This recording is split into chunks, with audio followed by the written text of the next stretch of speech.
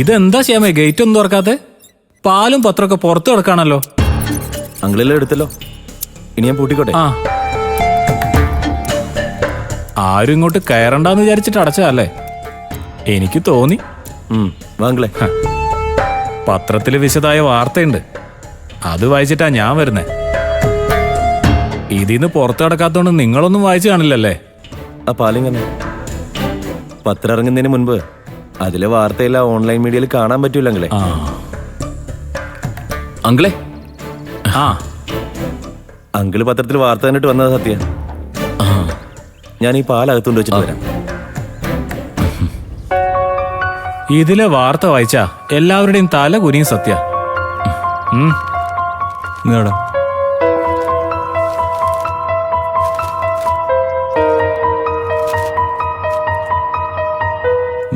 പെറ്റമ്മയോട് മക്കളുടെ ക്രൂരത.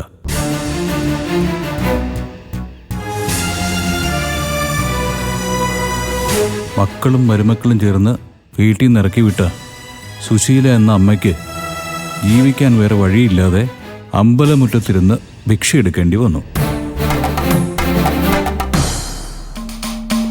വളരെ കഷ്ടപ്പെട്ട് മക്കളെ വളർത്തി വലുതാക്കിയ സുശീലയ്ക്ക് ഇങ്ങനൊരവസ്ഥ വന്നതിൽ നാട്ടുകാർ മുഴുവൻ ഞെട്ടലിലാണ്.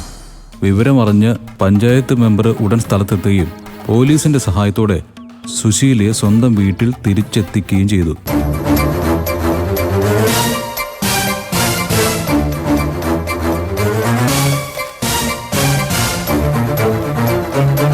കുറെ കൂടി വിശദമായിട്ട് എഴുതിയിട്ടുണ്ട്.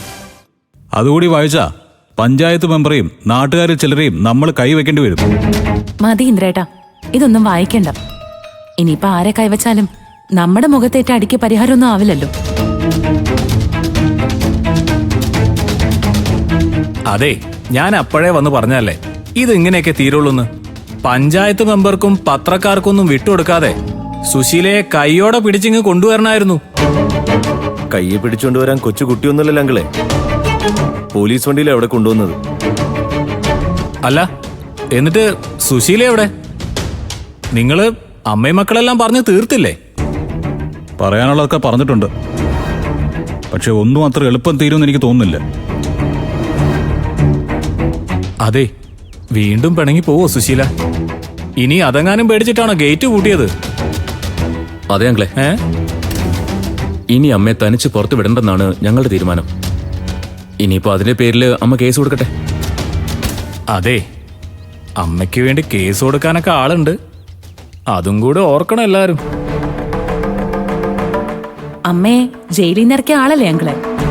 അയാൾ അമ്മയെ തിരക്കി ഒരിക്കൽ കൂടി ഇവിടെ വരുന്ന കാത്തിരിക്കാൻ ഞങ്ങള്. ഞങ്ങളുടെ അമ്മയെ ഞങ്ങൾ ഏറ്റെടുത്ത് കഴിഞ്ഞു. ഇനി അമ്മയ്ക്ക് ഇവിടെ ഒന്നിനും ഒരു കുറവും ഉണ്ടാവില്ല. അപ്പൊ പിന്നെ ഇനി അമ്മയ്ക്ക് പുറത്തുനിന്നൊരു സഹായം ആവശ്യമില്ലല്ലോ അങ്ങള്. എന്നാലും ഗേറ്റ് അടച്ചിടുക എന്നൊക്കെ പറഞ്ഞ ആരെങ്കിലും പരാതി കൊടുത്താ പോലീസ് വീണ്ടും വന്ന് അന്വേഷിക്കും തരാ. അവരോട് മക്കൾ തടവിൽ പാർപ്പിച്ചിരിക്കുകയാണെന്ന് സുശീല പറഞ്ഞാലോ? എന്റെ അഭിപ്രായത്തില് ഒരു സമവായത്തിൽ എല്ലാരും പോണെന്നാണ് ഞാൻ പറയുന്നത്. വേണമെങ്കിൽ ഞാൻ സുശീലയായിട്ട് സംസാരിക്കാം. എന്റെ ആഗ്രഹം അമ്മയും മക്കളും കഴിഞ്ഞതെല്ലാം മറന്ന് സ്നേഹത്തോടെ മുന്നോട്ട് പോണമെന്നാ. അതേ ഞാൻ സുശീലയോട് ആവശ്യപ്പെടും. അതൊന്നും ഇനി നടക്കുമെന്ന് തോന്നുന്നില്ല അങ്ങളെ. അങ്കിളിന് വേണമെങ്കിൽ അമ്മയായിട്ട് സംസാരിക്കാം, അതിന് തടസ്സമൊന്നുമില്ല. അനു, നീ അങ്കിളിനെ അമ്മയുടെ അടുത്തൊന്ന് കൊണ്ടുപോകും. ചെല്ല്. വാങ്ങളെ.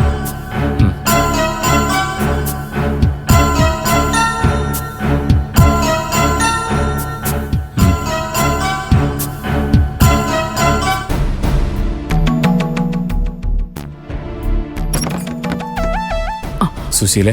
ആ, സുധനോ? എന്താ സുധ, എന്നെ താക്കീത് ചെയ്യാൻ എന്റെ മക്കൾ അയച്ചാണോ നിന്നെ? ഹലോ, അതിനല്ലാതെ എന്നെ കാണാൻ വരുന്ന ആരെയും അവരെന്റെ അടുത്തേക്ക് വിടാനിടയില്ല, അതുകൊണ്ട് ചോദിച്ചതാ. അതിന് ഞാൻ പുറത്തുള്ള ആളാണോ സുശീലേ? നിനക്കും മക്കൾക്കും ഒരുപോലെ വേണ്ടപ്പെട്ട ആള് തന്നെയല്ലേ സുധൻ? സുധൻ അങ്ങോട്ടിരിക്കെ, ഇതിനകത്ത് സൗകര്യങ്ങളൊക്കെ കുറവാ. ഞാൻ ഇവിടെ നിന്നോളാം സുശീലേ.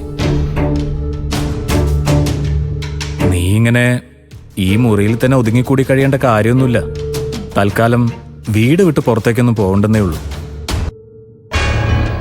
അമ്മ ഭിക്ഷാടനത്തിന് ഇറങ്ങിയത് ലോകം മുഴുവൻ പാട്ടായ മക്കൾക്കത് വലിയ നാണക്കേടല്ല സുശീലെ.